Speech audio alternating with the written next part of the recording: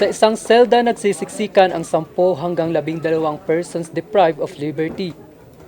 Ganito ang madalas na sitwasyon sa loob ng Baguio City Jail, Male Dorm. Dahil dito, malaking hamon lagi para sa pamunuan na matiyak ang kaligtasan at kalusugan ng mga PDL. Hindi pa rin natin pwedeng iwasan na magkaroon sila o magkawan ng sakit kasi nga yung space natin. At pangalawa, yung ventilation natin. Makita nyo naman yung situation, nandito tayo sa underground. Sa tala ng Baguio City Jail Male Dorm, 221 ang kasalukuyan nilang hawak na person deprived of liberty sa Baguio City. Bagamat 44% ang ibinaba ng congestion rate ng pasilidad noong Enero ngayong taon, malaking hamon pa rin ang congestion o siksikan. Ito'y lalo't 153 na PDL lamang ang maximum capacity ng pasilidad. Hindi tulad ngayon na kung nakikita ninyo is congested dahil sa lack of space.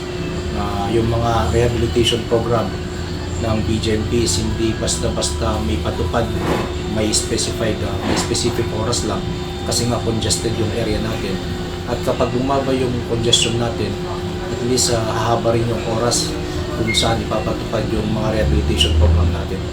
Pero ang problema na yan, matutugunan sa pagtatayo ng pamahalaang lungsod at ng Bureau of Jail Management and Penology ng bagong pasilidad sa Barangay San Luis sa Baguio City.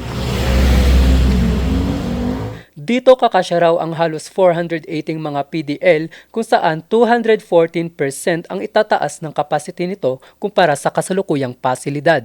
Magiging zero or negative congestion rate tayo. Ang nasabing proyekto itatayo sa higit 3,800 square meters na lupain. Katabilang nito ang Baguio City Public Cemetery.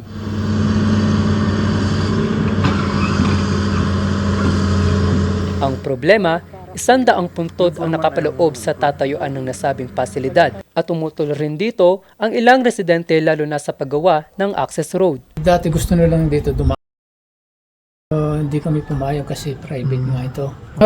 Karoon ng pag-meeting dyan sa barangay. Yung BGMP tsaka si Mayor Magalong. Tungkol nga dito sa ito. Tapos kinuha niyo yung panig po ninyo na ayaw niya po dito na entrance. Inan namin na kung ayaw daw namin, kami nang masusunod. Kaya hindi kami pumayag na gamitin itong kalsada namin. At ayaw ng Diamond na dadaan sila sa road right of way nila. So naayos naman yun, wala. Naayos na wala, hindi na sa Diamond ang gate. So saan po yung main entrance po? Ano pong... Yung main entrance na ay doon mismo sa main entrance ng sementeryo. Nagtanggal kami ng pito para sa para hindi maapektuhan yung building na pinapatayo natin. Pero ang proposal nun is merong maapektuhan na 100 plus na tom kapag gagawin ng City Government of Baguio yung kalsadang papunta doon.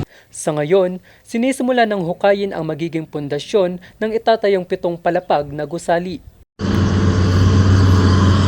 Nagkakahalaga ito ng 419 million pesos at inaasahang matatapos ito sa loob ng 2 hanggang 3 taon. John Nino Canillo, RNG News.